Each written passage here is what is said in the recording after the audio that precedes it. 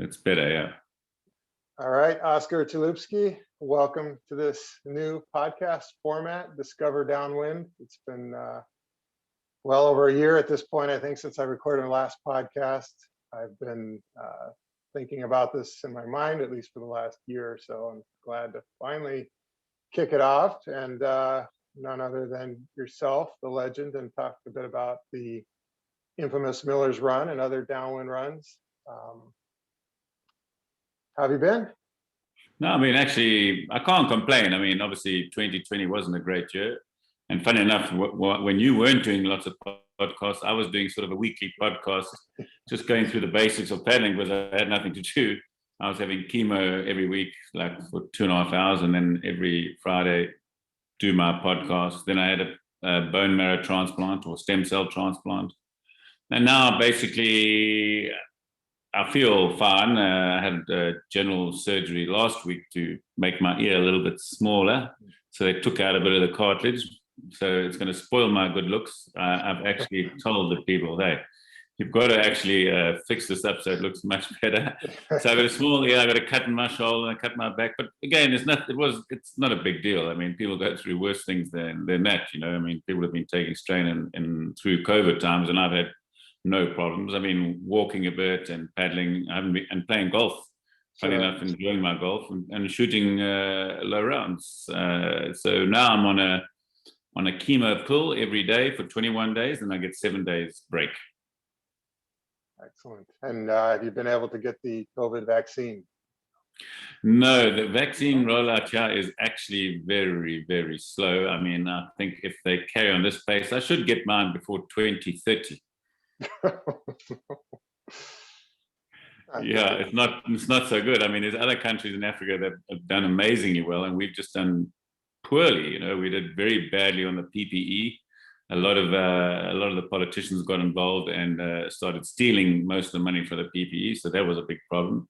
And the same thing's happening with the vaccine. They only want the government to roll it out, where we've got medical aid funds here that would gladly help, and I'd gladly pay 10 times the price to get 10 other people do it so I can get my vaccine. So we're going through a few pains, and you guys are doing fantastically well now that you've done nearly getting up to 200 million jabs, and I think we're on 60,000 in a population of 60 million, so 58 million. So we're a long way behind. Yeah. So stay safe. I guess fortunately, golf, paddling, they're both, I think, pretty about as safe as it gets. You're outside, you're separated, and good sports to be into in the COVID world, I think. No, it's absolutely. I mean, and when we go out to dinner or something like that, we're always in open spaces. A lot of the restaurants have got free flowing, and at the moment it's summer, unlike you in winter. So I think there could be a third wave, because what happens as soon as you start closing the doors, this virus seems to attack very fast. I mean, and as soon as you start having crowds, you know, and you see in Miami and some of the states that stopped the mask ban, and suddenly their numbers go up, and then they think, oh, I wonder why that was. Yeah. So these are things you have to be careful, and our sports are fantastic. Yeah, out there, I don't think I can give anybody COVID, and nobody can give me. And luckily, I'm very fortunate that I haven't had COVID. And funny enough, the only person in our family that's had COVID is Herman. So my kids haven't had it, and they're normally the ones that get it from partying all the time. So everything's been good. So I've been lucky. I've dodged that bullet. Good. Well, you look healthy. You look robust. So I think, should it happen, I'm sure you'll battle it like everything else and conquer easily. Great. Well, let's dive right in. So just a little more introduction. What I'm going for with this new podcast format, realizing, the one thing I never get sick of is downwind, and kind of thinking about it, talking about it, exploring different downwinds around the world, and the conditions and how the conditions change. And I think with this new format, I'm hoping to achieve a couple goals. One is, I know COVID, we're going to get over this, and people are going to start traveling again. And we're so fortunate in this sport, and I think what's so different than traditional surfing there exists these surf maps. You can get these, every surf break in the world has been cataloged, and yet, in the surfing world, everybody's trying to protect their breaks and their spots, and we're sort of in the opposite, complete opposite perspective, right? Where we want to share ours. We want more people out there. It's a huge ocean, lake. The more people, I think adds a safety level. And I think I'm not in my own experience, 15 years of paddling, I've never come across another paddle in the water. And I'm probably not, that's not the case at a Miller's Run, but that's probably the case for a lot of people around the world that paddle in these different spots. And so, I'm hopeful to find these locations, talk to the locals, and really get all that local knowledge. And I think the other piece that's, not only just learning about the local area and really kind of celebrating what it has to offer, but I think what I've thought a lot about in the last few years is, and as you well know, conditions are different in the same spot every day. Conditions are different from spot to spot, and I think, what I hope for is people that are new coming into the sport, we can help kind of guide them and set expectations and lead them into, there are certain conditions that really set up for very beginner friendly paddling, and areas where they can really be successful right out of the gate. And then there are other areas that are really, technical, or for various reasons, which we can get into. It's not an easy game. Yeah. So even, I think when I first started paddling, I just always thought, well, the bigger the waves, the faster I should go. And, I've learned that is definitely not the case. But yeah, so we'll get into. Well, I mean, it was a perfect example. Yesterday was the first time I've been to this place called Langebaan. It's about 120 kilometers outside Cape Town, and it was magnificent for beginner downward paddling because it was in a lagoon, like your lake, and the lagoon, and it hasn't got a big fetch, and it's got tide going out and tide coming in, clearing out the lagoon. So with 10 or 15 knots of wind, you've suddenly got a magnificent little downwind, and you just paddle in. And it's the same thing as Porto River in Portugal, where you've got the tide going against the wind, and you can just be so safe. It's just like a roller coaster. Yeah, exactly. Those conditions where you've got kind of limited fetch, but enough fetch to build. And if you've got an opposing current, like, in Porto and in a lot of different rivers, we get that in Hood River, obviously. And it's just these kind of hero conditions where I think it slows everything down for a paddler, and for somebody that's new, they can at least start to get the feel, get a lot of that feel for riding the wave. I've been a huge proponent of that forever, and whether it's behind on a wake or in those kind of conditions, finding those favorable areas as a beginner to explore, and I think that's fun. From a surfer's point of view, and this is the epitome of downwind paddling. A surfer, and Nello used to surf wave ski surfing, and then I had another brand new surfer who got in a surf ski for the first time. He says the difference between us is you're not waiting for a wave for 2 minutes or 3 minutes. You're on a wave. If you want to go for 3 hours, you're sitting on a wave if you're good. And that's the difference between surfing, and obviously I surfed and I boogie board and everything. It's a lot of fun, but this is just constant fun, And people wonder, why do you do an 80-kilometer paddle? I said, well, why not? Because it's absolutely magnificent. It's like on a roller coaster ride for 80 kilometers. I could have done it for longer. Yeah. Awesome. So let's dive in. I think first we want to cover the infamous Miller's Run. First of all, Oscar, how many Miller's Runs do you think you've done in your lifetime? Sure. It's funny because in the beginning, it didn't have any name or anything. It was just the Miller's Run, and I was doing it. And in those days, the Cape Town people, the Miller's Run, and I used to just do it by myself. And a few guys, Paul Maria was around there, Peter Crease, and it wasn't such a big thing doing Miller's Runs. And paddling in Cape Town was it was a lot smaller than Durban. So Durban, we had races where we got up to 650 entrants, where Cape Town was still having 40 and 50 people on our afternoon runs. So and I would never forget when I was paddling and we were doing an out and back, and David, obviously I've got 15 years on David, I think, and he was ahead of me, and then Jasper is obviously young, and Jasper was coming down because they obviously started early, and Jasper was paddling.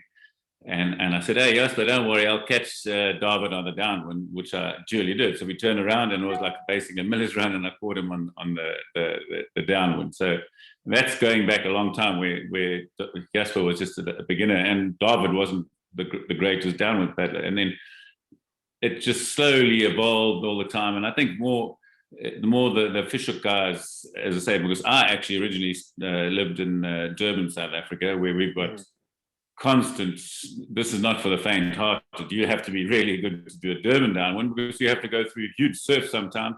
And sometimes even me, who waits 1 hour to get through the surf, and I couldn't get out sometimes. Wow. It's happened to me twice. I couldn't even get out to go and do my downwind. So you pack up your bag, put the tail between your legs, put the ski back and then drive home and say, okay, that was unsuccessful attempt, because that's what Durban's like. So you talk about the difference between difficult downwinds and big downwinds. Durban's got really big downwinds, you know. Sure. Cape Town can have downwind, but I've never seen a big downwind in Cape Town, even though the wind blows, and I've done it, and I'm sure up to 45 knots, which is a lot of wind. Oh, so wow. in America, they would call it like a hurricane type wind, but the bottom line is it's fairly safe. I mean, there's two launches. You either, they call it the chicken run, which is like a launch not before the rock, because you actually paddle out towards a rock. So that's the chicken run is a much easier launch, and then you don't have to go around the rock. To go around the real miller's run, you have to go around a rock, and the wind's coming side on at 30 to 40 knots, and it takes you 15 minutes to get out there. It's about 800 meters to get to the rock, and then you start your watch, and then you head towards Miller's Point. So Okay. it's fairly soft. I've never seen huge surf there, and I've this year I've spent the whole year there, and I was living on the Miller's Run when I was in lockdown for 3 months. A place called On the Rocks, which is again, we're going to talk about places to stay. That would be a great place to stay. It's like living on the it's like being on a ship on the Miller's Run. Yeah. I think I saw some pictures you posted, and it literally is, right? You're just right there. It's on there. I mean, there's nothing else. It's just sea. I mean, you look out, if you at the right angle, you just see the Miller's Run, and you see people coming past all day, every day, you know. And obviously in lockdown, you know, the funniest thing, which is also strange to me, is that they weren't even allowed to paddle in the sea, not walk on the beach. I mean, it's like, come on. That's crazy. That is, to me, really crazy. So that was interesting. But the whole thing about the Miller's Run, it is one of those days where you just can pick in the summer, it's always a southeast wind, which is just about directly behind you. Sometimes a little bit from the side if it's a bit too much east. But at the end of the day, you just pick your wind strength, you know. So it normally builds up towards the end of the afternoon. So you go in the morning, and in the summer, the guys are doing 6 a.m. Miller's Runs and then going to work at 8 a.m. because I mean, the Miller's Run is about 11.8 kilometers. So and it's not difficult. Well, it's not difficult for me to do sub 45 minutes, drive out there, 45 minutes back. You really shower at either Fishhook Lifesaving Club or the sailing club, one of the two. There's two places to finish, and you're back at work at 8 o'clock, having done your first downwind. I mean, and again, the water on this side is much warmer than the other side, which is the Milton Melkbos is another run, which is on the Atlantic. This is on the Indian, so it's a lot warmer. I mean, it's, I don't know in Fahrenheit, but in degrees, it can go up to about 18 to 21. You know, so it's not very cold. But again, you have to dress for the part, you know. And then in the winter, and you get the northwest wind, so you do a reverse Millers. So obviously, it's coming from the land, so it builds up slowly, and then towards the end, it gets bigger and bigger and bigger, you know. And again, there's another easy way, because you like slowly build up, and then eventually you finish your 11.8 or 12 kilometers. And again, it's good for beginners. And again, you pick your wind speeds to determine the size of the waves. Unlike Durban, you can have small winds and huge swells. Just conditions. Yeah, it's a different kettle of fish, you know. Because and then when you come in, I've never seen fish. The biggest I've seen is maybe 3 or 4 foot. Basically, your screensaver behind, that's like a fishhook day, you know. Mhm. It never gets huge where everybody's going to break their skis. Where in Durban, I mean, the last race they came in at a place called just past some Sloty Lagoon, and there was just carnage, maybe 20 or 30 boats broken in half. Jeez. Because the guys aren't used to it. So 30 boats, can you imagine 20 or 30 boats just No. destroyed in half, throw away, put in the dirt bin, and some good people as well. So Wow. it's a very different thing. And the Miller's Run is very controlled. It's well run because you've got a thing called the Miller's Taxi. Vinny runs the Miller's Taxi, and every day he says, okay, these days, and he's become an absolute Downwind junkie or Miller's Run junkie, and he's loving it. So he's videoing it in the morning, say, listen, the wind's up, and then he determines, and he can take about 20 people at a time. So Wow, he's really? actually He's running a full, shuttle. and he's full. He can do 4 or 5 Miller's Runs a day when it's a big day, and he's full. And you pay 100 rand, so in your money it's about $2. No, in your money, 100 rand about $5 or $6. Yeah, $6. About $6. You pay your money. All COVID protocols are adhered to. You have to wear a mask and all that. You get there, and they either drop at the chicken run. They drop people in the chicken run first, and then they go to the other entrance after that, and then all the fast guys. So then they all converge. So the fast guys catch up the guys that went to the chicken run, which is sort of cutting off a little bit of a corner. Okay. That's awesome. So 20 guys per shuttle. He runs 5 or 6 a day. So there's just guys cranking in the summer out there all day.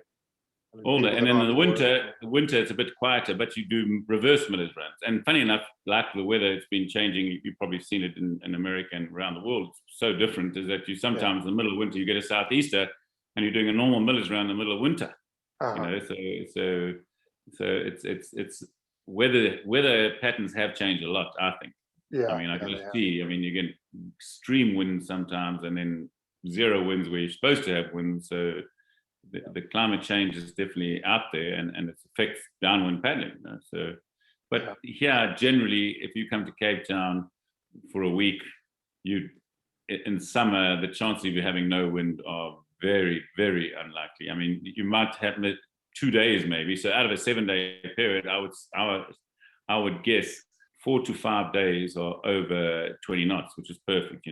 20 knots of the Miller's Run is fairly comfortable, even 15, between 10 and 15 knots, and you can catch waves. And when my first paddle after not paddling for 1 year, I was on a 520, I could average every single day just catching little waves, 10 to 15 knots, about 13 to 14 kilometers an hour. So, and again, just using the waves, and that's the fun part about the sport. I mean, you don't have to be good at paddling powerfully and strong. You must rather get your skill in downwind paddling so that you enjoy a downwind no matter what.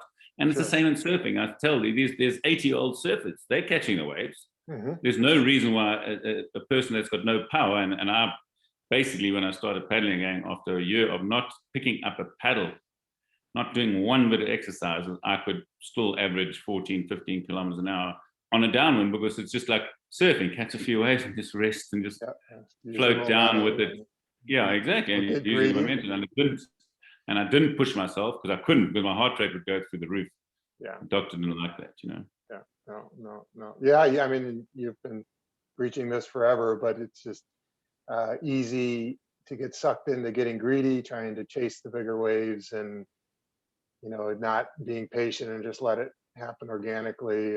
But with time and wisdom, you learn what you're doing is just taking your time and just staying focused. You probably see a bigger wave, but that's a huge effort. You don't need it right now. You're just going to take a little one, and your speed's going to build, and all of a sudden you'll just with one stroke pop onto the big run. Yeah, I mean, the funny thing is also I've taken a few people on doubles. Iwana, she used to be in Hong Kong. I think you've met her at Hood River. Yeah. And I've taken Andrew, and I've taken these guys, and they all do basically their fastest times, and I'm doing no paddling. I'm trying to not paddle. So, and they're like, oh no, we don't think we're going to do a good time. And then they finish, they're not tired, and they've done a 45 or 44 Miller's Run, which is not bad. It's just over 16 kilometers an hour average. And they're saying, oh, gee, how is that possible?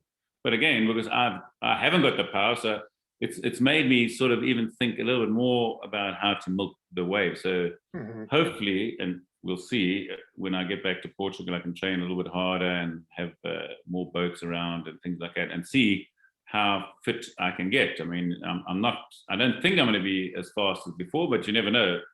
Maybe I will. Maybe I get strong enough to be as fast as I was before, but we'll see. It's something that we don't know. So it's my goal to race the youngsters again and show them that skill always will outdo brawn, Yes. I wouldn't be surprised to see you figure out a way to come back even stronger. So, Oscar, I know you've got on your Garmin Connect a few routes that have been mapped. I thought let's kind of go into the map actually and kind of walk through what that Miller's Run looks like and kind of give the audience some context, if you don't mind. Okay, here we go. Share. So I think you can see this. So I'm going to just go through this a little bit. So, and I'm going to zoom in a bit here and make it full screen. So funny enough, might as well show you the stats. If you look up here, you can see my little cursor going here. This is 11.81 is sort of the standard Miller's Run, and my time was 42:15. And this was on December the 18th, 2020. So this is a whole year of basically not paddling. Average 16.8, and the elevation, that's just the thing. And you can see the direction of the wind was fairly easterly, so it was coming from the right, and it was only 19 knots, 20 knots. So to put it in perspective, 20 knots and averaging 16.8 when I hadn't paddled. I was on a 560. One of my first times on 560 because I was worried about my balance with all the treatment. Sure. And here you start. I'm going to make the screen bigger so you can see. So, and you can actually, if I zoom in here, let's zoom in a little bit. It'll just take a little bit of time. One click. You see where you start. So there's a rock. So there's a slipway here, and then I'm just going to. There's a slipway right there, and there's another this chicken run starts here. And this one, so you have to paddle out. If you can see my little going there. I'm just going to do something here. I'm going to move you there. Let's see if I can make this zoom in a bit more. Come on. A bit slow, my computer here. This is African Wi-Fi. What do you expect? So in that little cove there, we just paddle out, and you start your watch, and then you head down. So. And this is the chicken run here. You just basically go here. So you cut out a little bit of time, and then off you go. So your line is, I don't know what's doing that. Your line is to head for Simonstown Lighthouse, which is basically in the middle. Around there, you've probably seen some good photographs of Simonstown. Yeah, what's intimidating it on the bigger days. Yeah, let me just see. I've got it going here better. So let's see if I've got, you'll see. Okay, so here you can, I've got so here I'm just going to zoom in a little bit there, and this will come up. So you can see this is the one slipway we go, and you can see the waves forming here fairly directly behind you, and there's the rock that you go around, and this is the slipway that you go on, and here you can see the road goes down. This is the little chicken run. So the chicken run can cut off a little bit of time, and you go along there. So this is actually quite a good paddle. It's actually, people make this big mistake is that they go into a downwind without doing much warm-up. Warming up is very good, and it's an essential part of getting into the downward run. So you loosen up, and the wind's howling at you. Believe me, it's blowing, especially when it's doing 30 or 40 knots. It's blowing you, and you're going over these big waves, and it just relaxes you to get ready for this cracker of a downwind. And obviously, in the Miller's Run, 95% of the time, the harder the wind blows, the faster your times are. It just, the angle changes a bit, and then you head down here, and you'll, as I say, the 5 things I always tell you about in downwind planning. Number 1 is to know where you're going, and especially on a Miller's Run, because you can easily make a mistake of going too shallow here because the wind's coming from the side. So here's Murdoch Valley is where I stayed. This is the house, if you can see my That's where I was living through COVID lockdown. Beautiful spot there, so I could watch people Right coming there, past. yeah. I was right on the beach there. Yeah. So Perfect.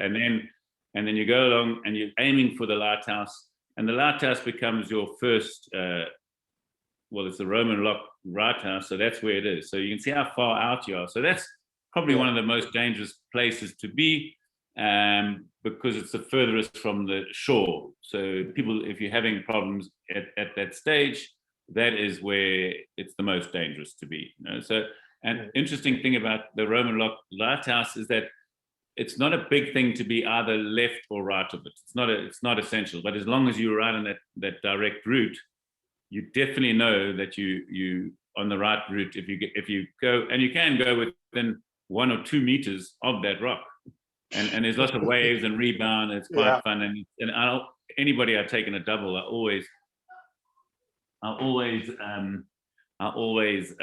make sure that I take them really close there. And there's a couple of build-ups there, so it makes it for fun. And then what you look for, as soon as you've finished going past the rock, then you look for this big quarry. You'll see on the left, there's a quarry. Let me see.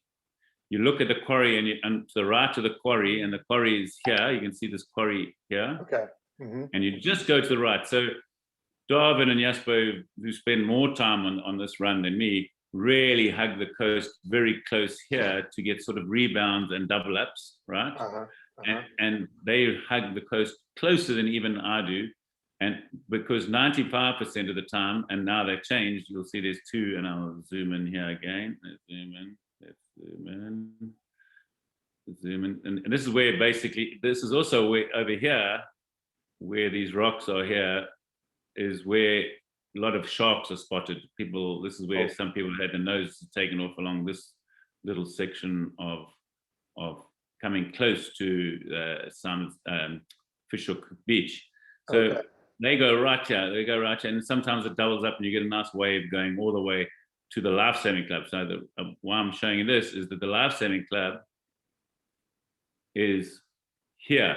See, the Life Saving Club is this area here. And where so Darwin and Jasper will go into here before, and now they're starting to go into the Sailing Club, which is here. So we aiming for this spot here. Okay, so there's the 2 places, and that's where all those, where you see my mouses, that's where all the boats are stored, and there's about 300 boats there. And inside this Life Sailing Club, there's another 200 odd surf skis there. So this is Fishhook Life Saving Club, and this is the Sailing Club, which has basically been taken over by the paddlers. They really have made the club really nice, and that's sort of become the mecca of the downwind paddling, and that's where David runs his paddling school now out of there. So you can see, even on a day like this, you can see there's lots of wind, there's very small waves, very tame coming in. Easy not approach. many people damage their boats that often in coming in at Fishhook. So it's relatively easy run compared to a Durban run, and you can see the line. And something that you can look on this line and make it a little bit bigger is that you can see, if you focus on the right place all the time, notice how straight my line is overall. And that's the secret of being good at downwinds, is not going too far left and then too far right. And what I'm going to do now, I'm going to show you how much I actually deviate, and a couple of re-entries. You can see the line is not perfectly straight, and I'm always weaving to get the best line, but generally looking at where I'm going all the time to make sure I don't make any mistakes and go offline, because going offline costs you the most amount of time. And you can see how simple that is. So Fishhook is a town where and there's a train that goes from Simonstown to Fishhook, and there's a train from Fishhook all the way into town. So a lot of people live around Fishhook. I mean, Kenny Rice lives closer to St. James, which is also on the beach, Cork Bay, between Cork Bay and St. James. And I'm actually staying in a place called Newlands, which is quite a way away. So it takes me nearly an hour to get all the way to the Downwind. So look how interesting this is that you can be paddling on this side, and the Cape Point, people all know about the Cape Point, that starts here in Crayfish Factory and paddles all the way around. All the way around, look at this. Oh, wow. All the way around, all the way around, and there, and it's like 56 kilometers. So it's longer than the Molokai. And wow. and you hope for a downwind in this section. And you can see that even when you cross the point, the wind's coming very much on the side before you get to your Miller's Run. Yeah. And this year they actually did the whole race in this little triangular spot here, and they actually did a sub 40 Miller's Run after it was like a 42-kilometer race. So the wind was blowing hard, so you can imagine how they were struggling going against the wind. So then another downwind section that they do is on the other side, the colder side. So this is Camps Bay, where I was staying for a lot of the lockdown, and this is Cape Town itself, the city, and it's very nice. And there's a thing called the Oceana, so they paddle around Robben Island. The Freedom Paddle, which is in 2 weeks or 3 weeks time, they start here at Oceana, trying to see around here, and they go around Robben Island and back down. Oh, wow. Yeah. And then there's so that's the Freedom Paddle going around there. You can see it's pretty gnarly. The winds can be good or bad. It's not going to be a downwind paddle, because it's you can see the wind's normally coming from this direction down the southeast, and then they've got this run here, which starts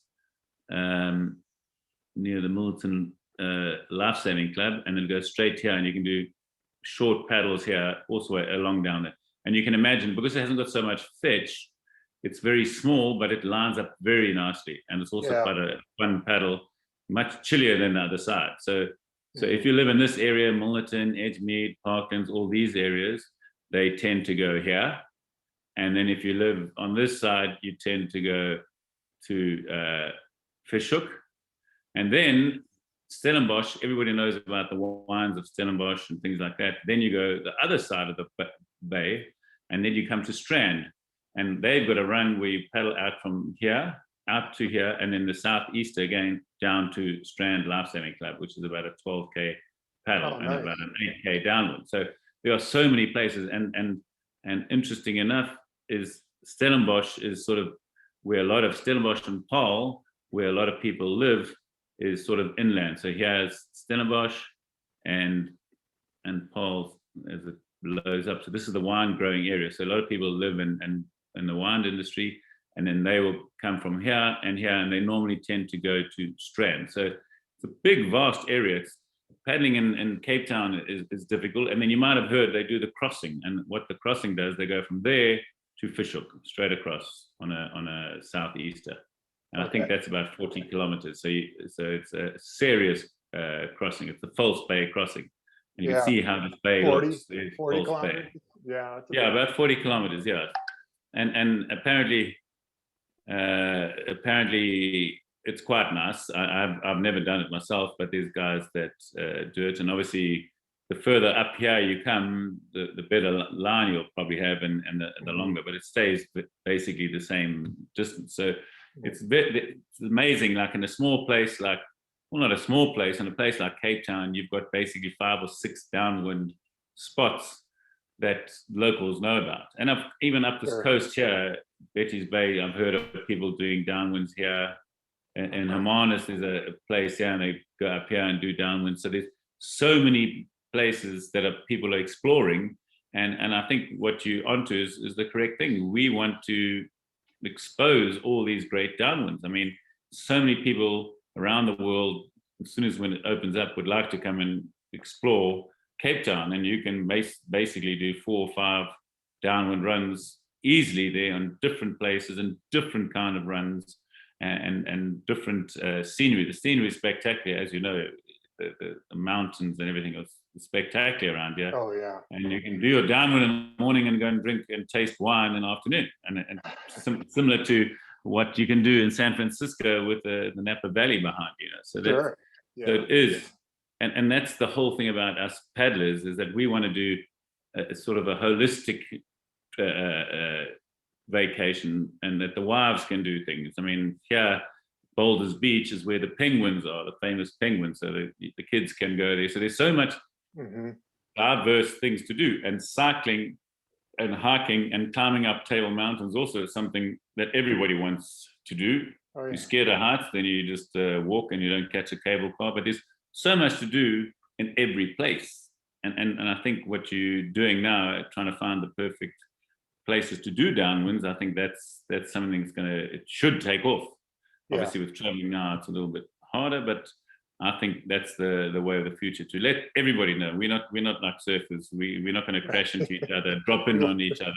No. We're going to be share what we all do, what we all enjoy. I mean, everybody's passionate about it. And yesterday, so showing you yesterday, this is where I was yesterday, in a place called Langebaan. So it's up this coast, and it's a big bay, Jakkelsfontein, Azefontein. I also go and fish around this place called Dassen Island. Okay. And then here is, look at this beautiful, this is Langebaan estuary. So you can imagine how it sucks out. So I was in Langebaan yesterday, and was doing down, and wind howls this way. So and the current and the wind, and you can imagine this is a magnificent spot as well, only 100 kilometers away. And the water here can be about 8 degrees, but here it can be 23 degrees.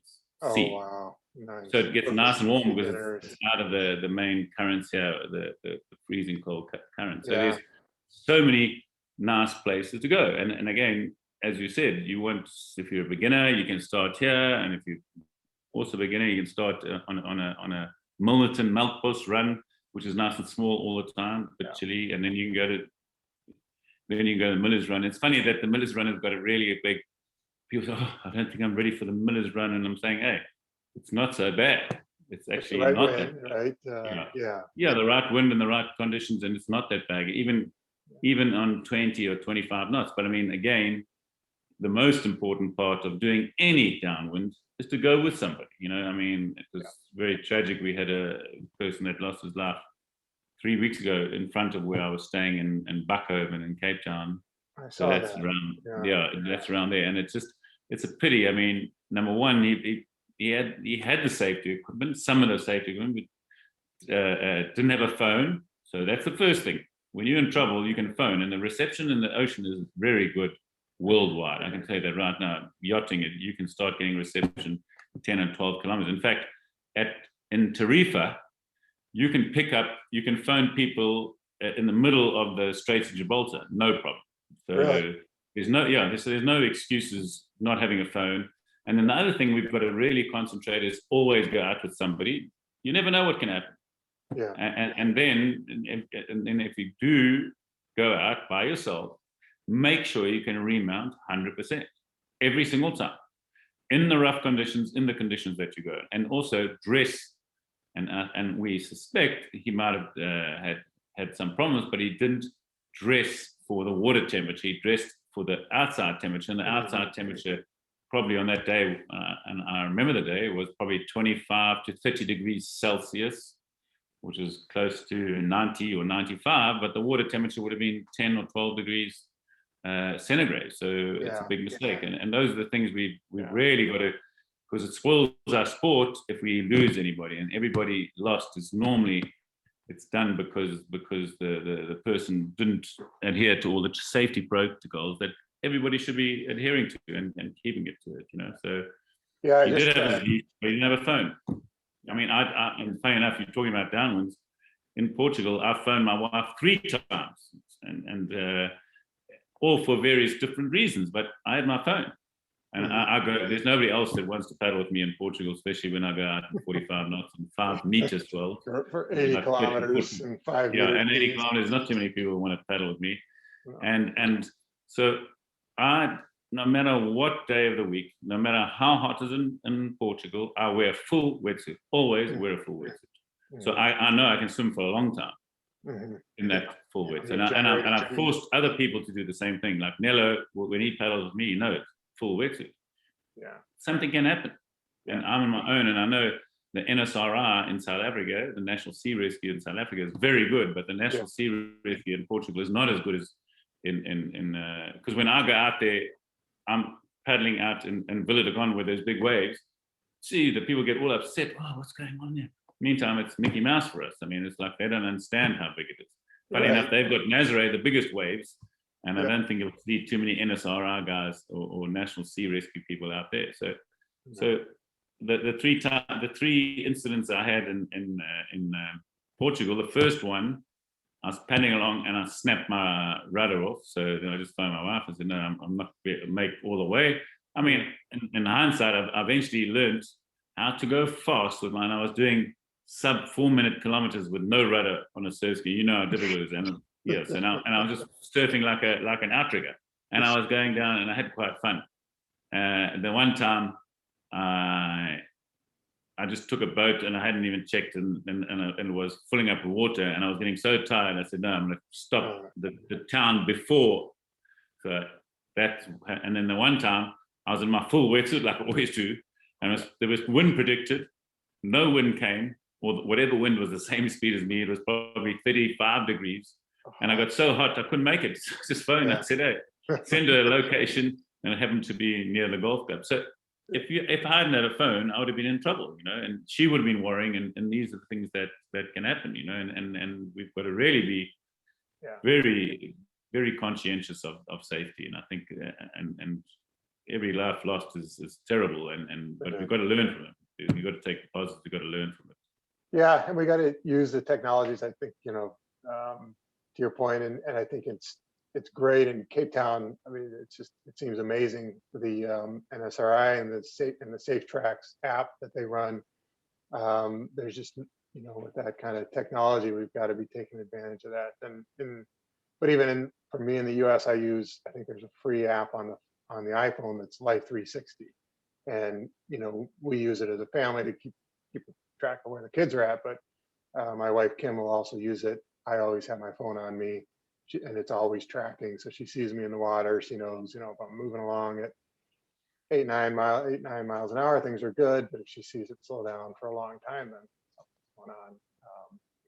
So yeah, I think the technology, phones. I was just doing some research. I think, and I know Rob writes a lot about this on surfski.info, but you can now get for visibility at night these little tiny, it's about the size of like a AA battery, but it's a laser pointer, that I just saw. They're like $100, and that's super cheap, but it's waterproof and stuff. And as far as being found out there, I mean, shoot up a laser. And so that's, I think, a huge improvement over traditional, flares that you would light off and shoot once. So I think we got to keep, and like you said, the wetsuits, they keep getting better and better and more flexible, and the ability to retain more heat. And especially, I think for us as paddlers, you're very active, so your body's generating a lot of heat. They will keep you warm if you're in a full suit. You don't have to go so thick anymore. It's titanium lined or whatever it is. But they're You're the 2.5, the same as mine. You got the 2.5. Yeah, I've got a 2.5, and in the brutal months of winter, I do a 4.3. And I'm warm in that, and I think I would be warm, even swimming for a while. But I found a website which I just discovered. I don't know why people have seen it, maybe, but it's called seatemperature.info. It's pretty eye-opening, and it's got all over the world the temperatures, Great Lakes, oceans, everything, and it goes back like 10 years, and it gives you the average, and you can look at the average per month. And I think people need to look at that and think about that, because to your point, there's warm days that you feel like, I'll use the Great Lakes for example. You've been here in May, June, early June, and you get a nice day and you think, oh, it's 75. The water is still 40 Fahrenheit. It's whatever that equates to. 8. Yeah, which is definitely cold. And that warm air is not going to help you too much if you get stuck in that cold water for too long. Yeah, good stuff. So, Oscar, I wanted to ask one question you mentioned, which I'm kind of curious. I want to dive in a little more on. As you said, on the Miller's Run, the harder the wind's blowing, the faster the times. Does it, do you, wave size wise, is that because, when the wind is lining up along the shoreline, so it's not building, I think even you would say that at a certain point when it gets really, really big, you almost start to, your time slow down a little bit, right? Well, when it really gets big, and that's what it does in Portugal and Durban, your times don't slow down, they go faster, but you have to be really good. You have to be really good. You have to be really good. So what happens in the Miller's Run, I'm just sending for the water. Oh, yeah. So no, you've got your water there handy. Yeah. Yes. So what actually happens is that where you slow down in a Miller's Run or any run is actually the time between when you're surfing the wave and you come off. Mm-hmm. And the difference is when the wind's blowing hard, when you come off the wave, you're actually getting pushed along quite fast. Mm-hmm. So your speed doesn't go down to 10, it goes down to 12, because when you're on the wave, you're going 18, 20. And it's what happens when you let that wave go. And when you let that wave go, and there's more, on big winds, there's more white horses, which means there's more water moving in your direction, so you get a little bit faster. Right. Now in Durban, and I've got some magnificent Durban runs where I've averaged over 18 kilometers an hour for 50 kilometers, over 18. And the one was in a VTN Sport, funny enough. Wow. And again, it's because these waves are so big, so you have to use the little waves to catch these huge waves, and you can be on these waves for a long time because they are huge, 3 or 4 or 5 meter swells, and you're going down them and you think, shit, I hope the boat manages, because that's how fast it is. It really is fast, and they're big. But what happens is that when you've come off one of these big waves, and that's what you're talking about, is that you can go slower if you haven't got the speed, like the Kenny Rouses of this world and the Clints and the Corey Hills. Their short flat water speed is about 17 or 18 kilometers an hour. So when they're falling off and they're just going in between waves, they're going at 16 and 17 kilometers an hour. So their average stays much higher, and that's why they win races. And that's the difference. So when you're coming off, when you're old like me, you have to use the wind to keep your speed not dropping down to 10 or 11, and it goes to 13 or 14, and then on the wave, I can keep the same speed as Corey or things, the same wave, but the whole thing is the transition between going off a wave and catching the next one. That's the difference between the good guys and the guys and somebody like me that's not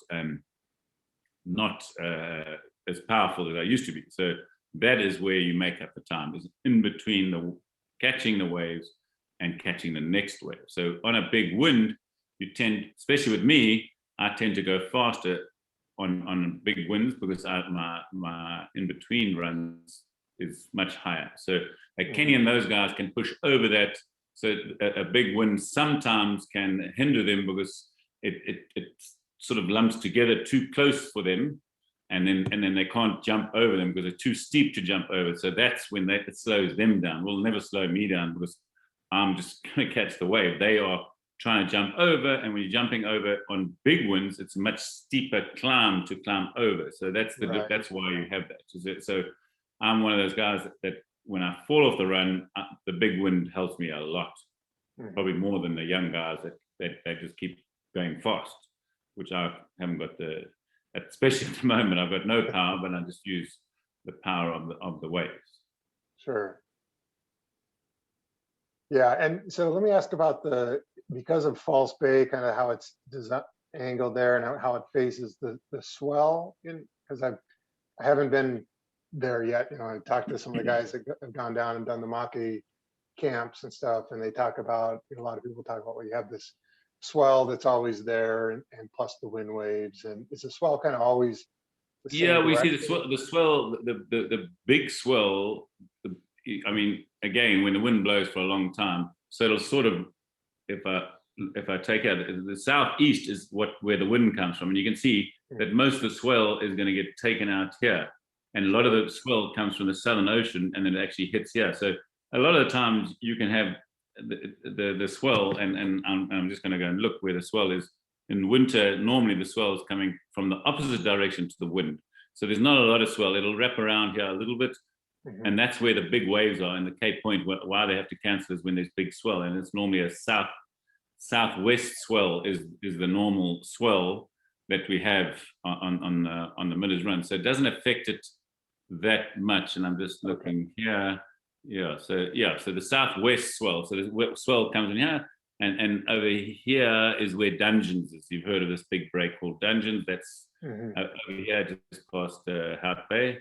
That's where the big swell. So southwest is where the swell comes from. And you can see it's very much protected here at the Miller's Point.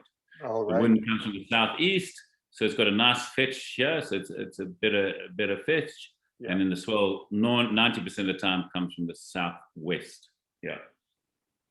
Yeah, so that's why it's not and the swell wraps around, and I've never seen again, Darwin and Jasper might see I've never seen a big Miller's Run. I mean, again, it's the whole story. It's very objective, because if somebody's like the first time they're saying, "Oh, it was so big," I said, "Oh, come to Nazaré where it's 20 meters and 25 meters, or Portugal where I've been in 8 to 10 meter downwind where it's huge. It's like unbelievable how big. And again, you don't catch every one of them because they are so big and so fast. Sure. And that's the difference between big swell, where you can see there's no swell here, and Durban.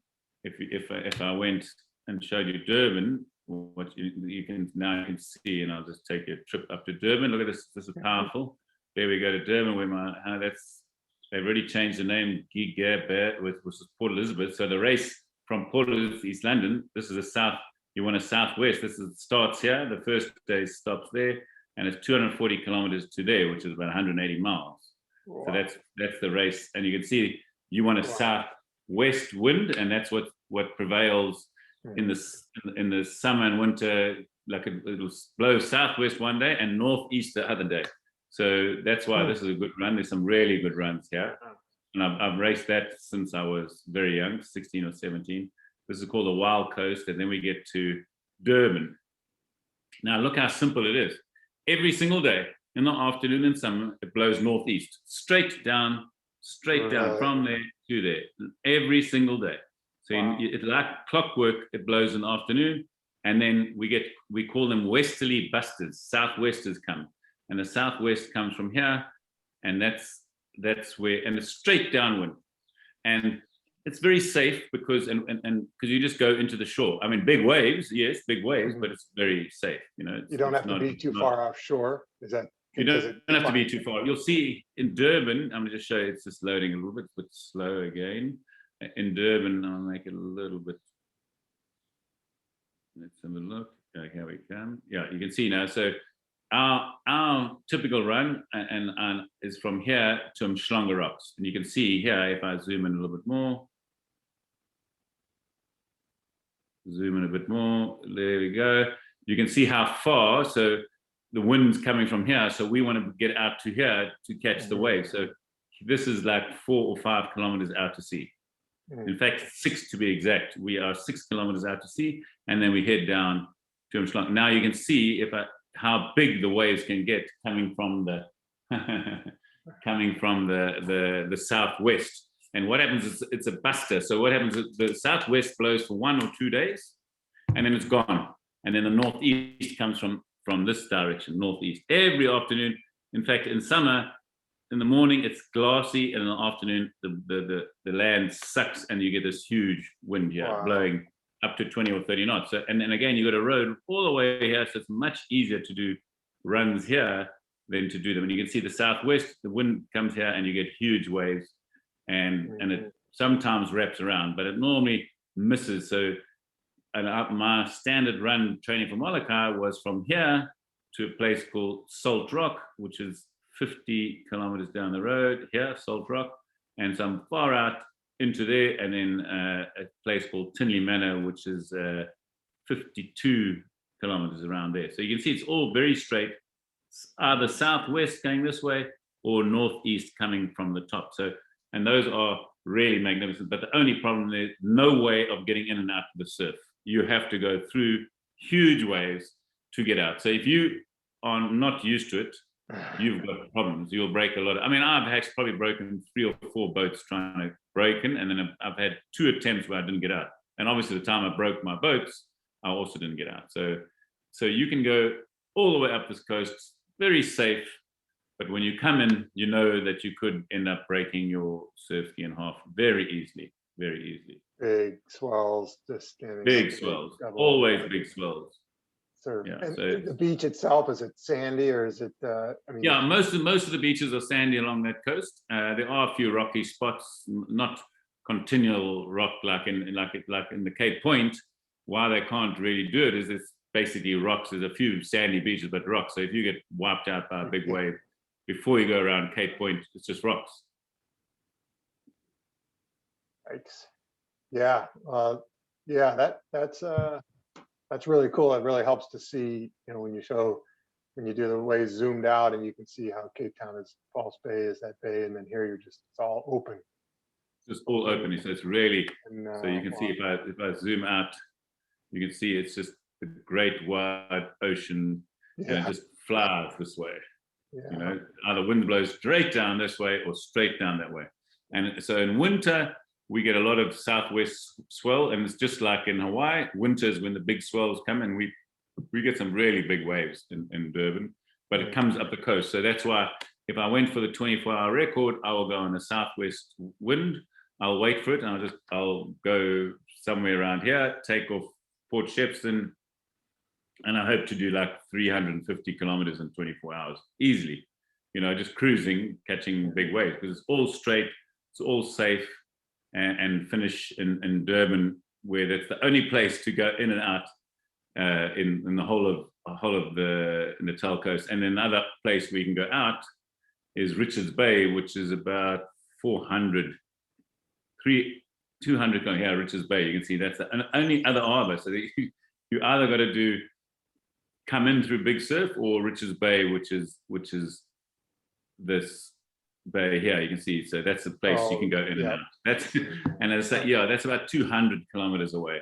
That's quite far to find another spot to go in. And again, big paddling fraternity there, and also nice waves. There's a run that starts here normally at the northeast, goes to Mtintwini, which is, and again you have to come through big, and you can see it's a perfect straight line to the next river mouth.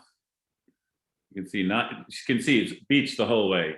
And here's Mtintwini. You finish in this river, I think. Yeah, one of these rivers. Yeah, that's Mtintwini. Yeah, so you finish right here, or sometimes we finish here and just walk over. But you can see it's all sandy beaches, so it's fairly safe. So in Durban, and the water is much warmer. It goes between 18 and 23 degrees centigrade. Oh, wow. So it's warm all year round, in the middle of winter as well. Mm-hmm. Well, that's good. That helps a little bit for the. Can imagine. And the only problem in Durban is we get a lot of blue bottles in summer.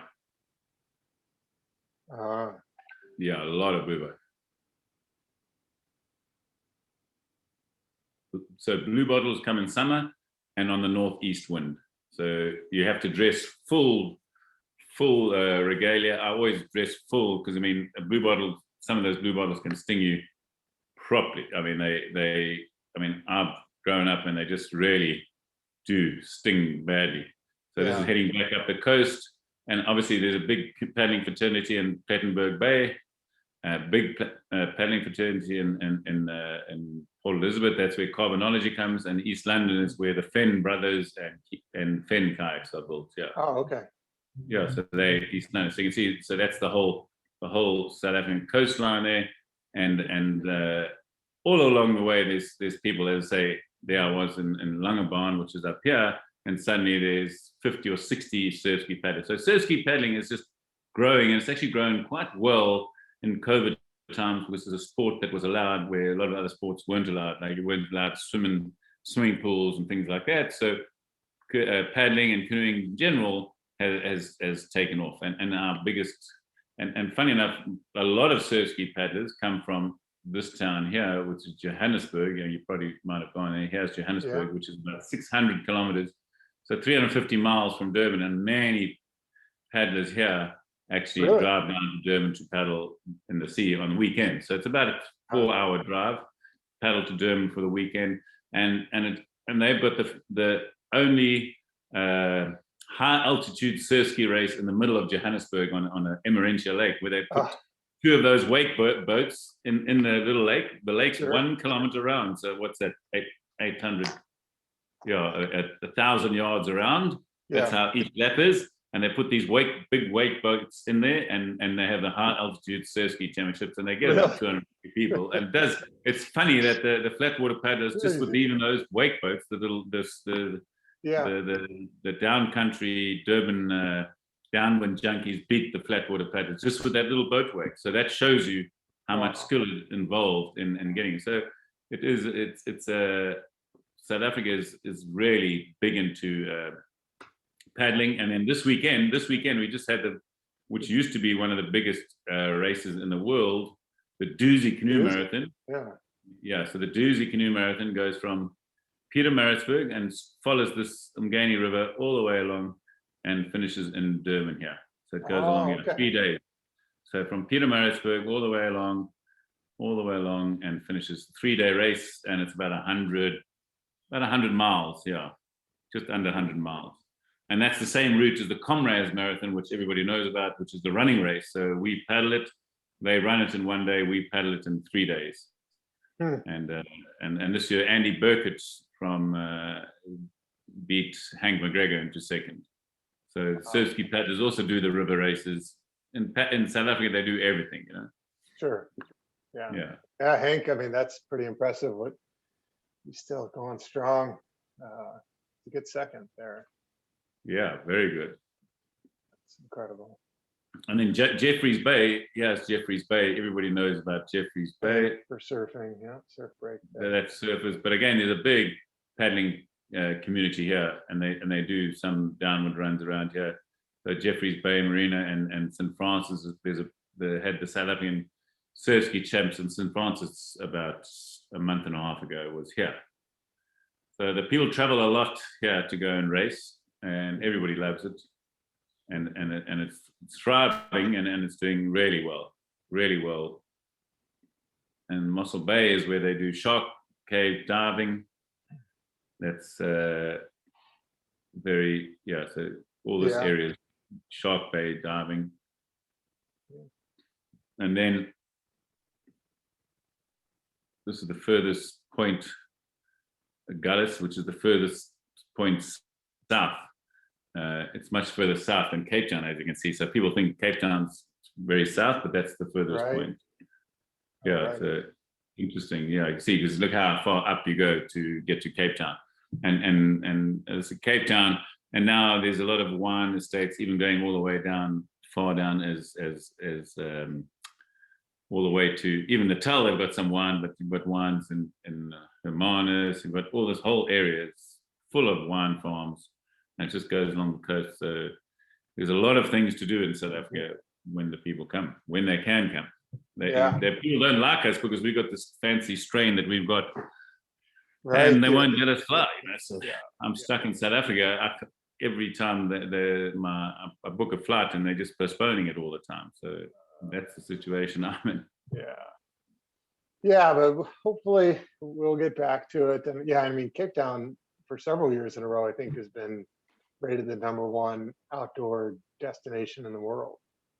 And then 100%, because I mean, there are so many hikes, and it's spectacular. Like I was staying in Camps Bay, which is just near the mountain. I could just walk up Table Mountain in the morning, walk up Table Mountain, up there, and walk down.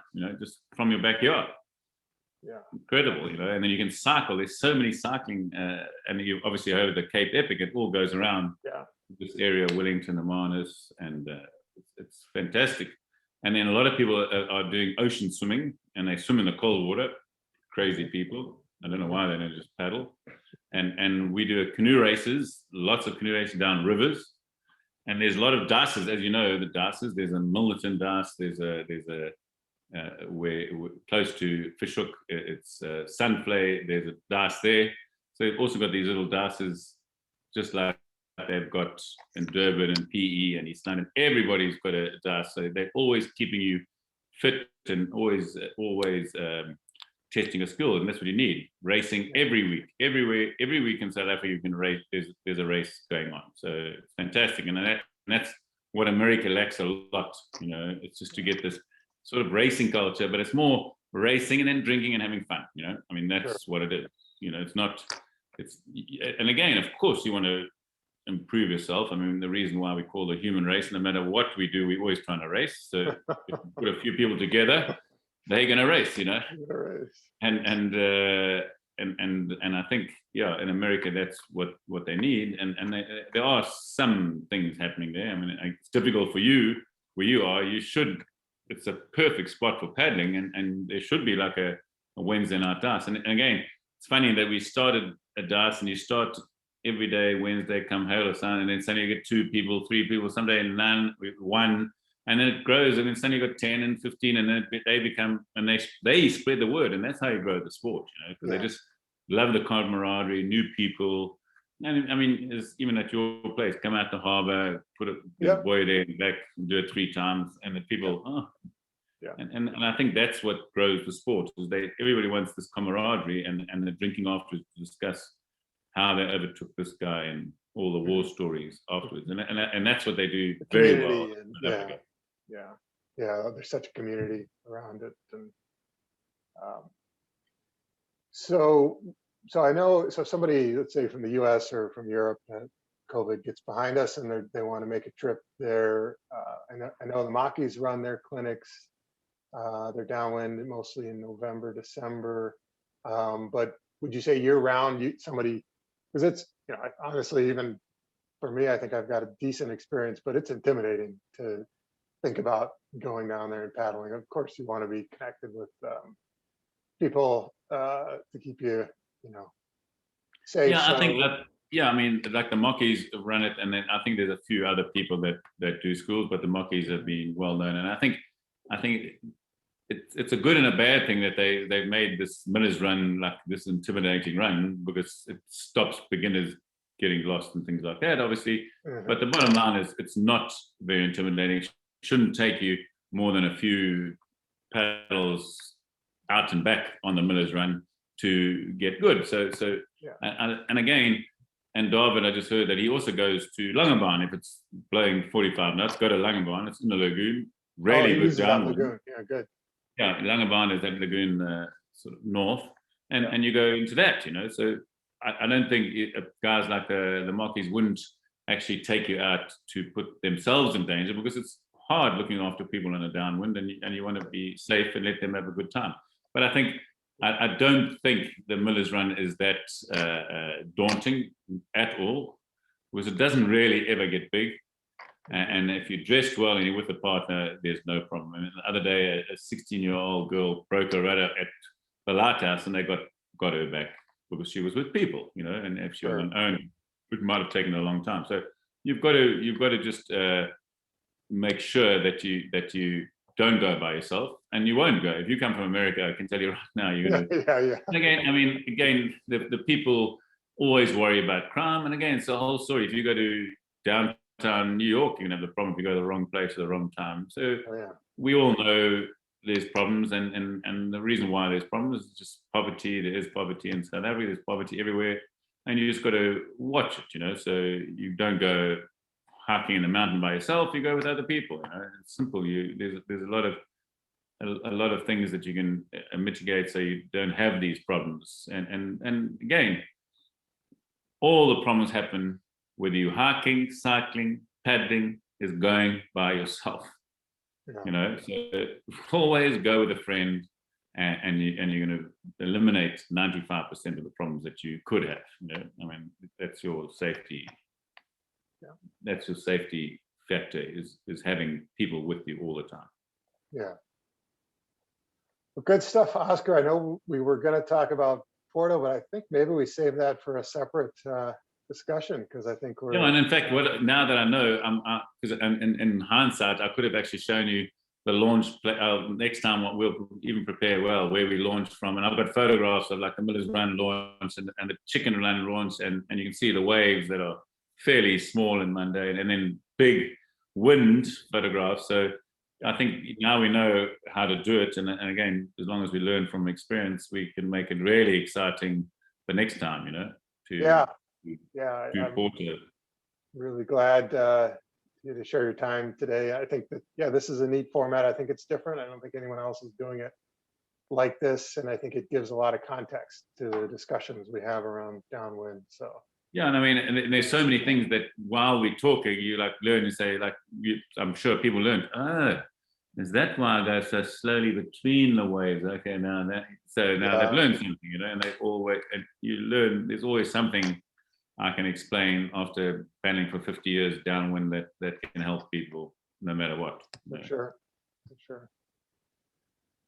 All right. Well, on that, I think we'll wrap it up, and thank you again, and we'll do another one.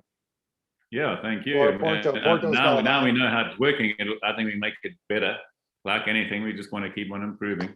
Yeah, that's what we do. All right. Thanks again, Oscar. Yes, stop recording here.